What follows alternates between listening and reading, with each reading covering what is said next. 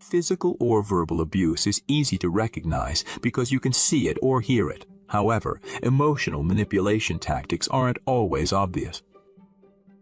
At some point in our lives, we've either witnessed emotional abuse or we've been victims of this heartache. I can attest to being a survivor of a couple of decades of this type of abuse myself. Emotional abuse is hard to see sometimes, and that's why, in my opinion, it's one of the worst types of abuse of them all. It also leaves deep scars that only really strong individuals can carry. Emotional abuse isn't just a random form of abuse used out of anger or frustration.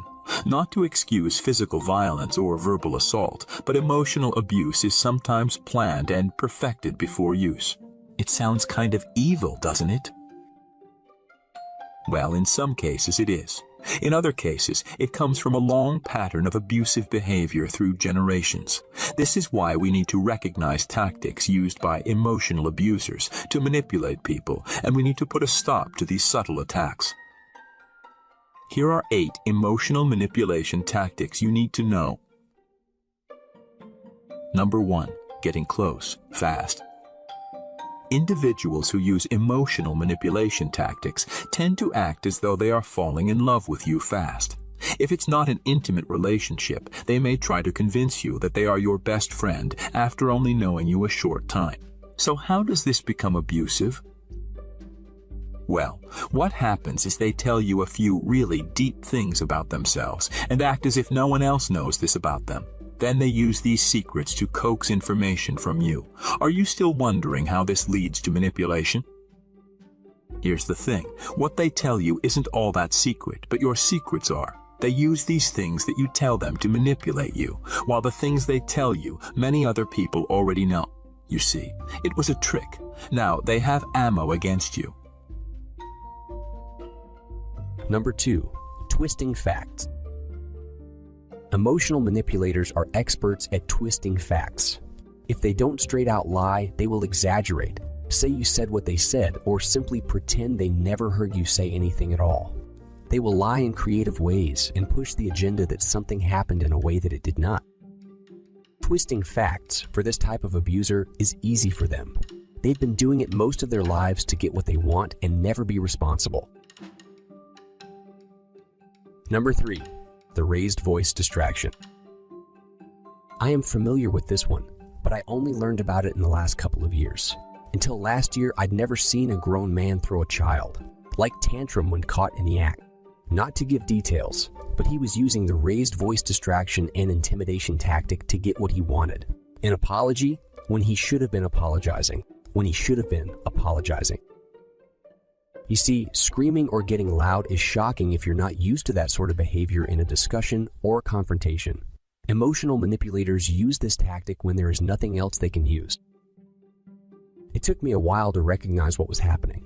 I stopped apologizing when I wasn't in the wrong, and I made peace with the fact that he may leave. Truth is, when someone screams, threatens to leave, or acts childlike, sometimes it's best if they leave if they cannot stop.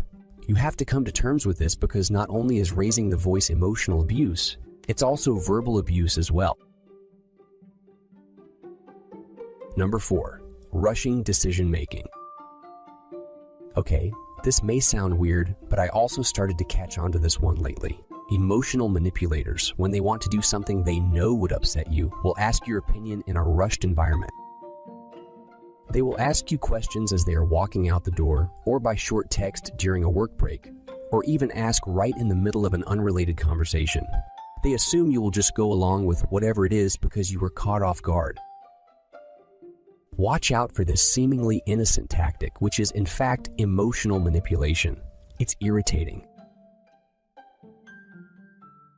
Number 5. Overusing the word insecure. No matter what's bugging you, you must be insecure. This is one of the emotional manipulation tactics that drive me crazy. You see, if they are the type to flirt and you get angry when you see it or find out, they will say you're insecure about getting angry. Here's a lesson. You are not insecure because you get angry. I typed that in all caps, so you will understand how important that is to remember. Just because you don't want certain boundaries crossed by other women or men in your relationship doesn't mean you are insecure. It means you stick to your morals and standards. And honestly, if they don't stop using this word, then maybe you don't need them. I absolutely hate this. And yes, it's personal. Number 6. Running out. An emotional manipulator will leave the scene when they realize they haven't got a chance in winning an argument. They secretly want you to chase after them, and they threaten to leave the relationship too. This is in intimate relationships mostly, of course. They may stay gone a few hours or all night, leaving you worried and nervous. I think it's one of the cruelest forms of emotional manipulation. If you're caught off guard, you will cry and call them over and over and over, trying to get them home. It's okay, it takes a while to catch on. Personally, when I decide to leave relationships or friendships, I don't run out, scream, threaten, or anything. I usually just have a nice calm sit down and explain that I no longer wish to continue in the relationship anymore. But I think long and hard before making this final decision. All these theatricals that manipulators use are time wasters and abusive behavior. The next time it happens, try not to be frightened, and maybe even hope they are serious about leaving. You don't need those games in your life. Trust me. Number 7. Pretending to be dumb. Oh, and adults will pretend to be dumb too. If you tell someone you have boundaries, they will break them and then say that they never understood exactly what you meant. This releases them from the responsibility for their actions. They even say they forgot or try to twist your words about what you did and did not want in a relationship. They play dumb, but you have to be smart and call them on every single time they try this crap. It's just one of many tactics of emotional manipulation used by predators. Show them that you know what they're doing. Number 8. Playing the victim. I remember many times laying my standards and boundaries out on the table for the people I loved. I did it in the beginning so they had a chance to run if they wanted to. The problem is, sometimes they agree to each and every one of the things I held important, only to break them later in the relationship. Then they played the victim when I got angry about broken boundaries and hurt. You see, unfortunately, some people never plan to respect your boundaries and standards, but they still want to be in a relationship with you.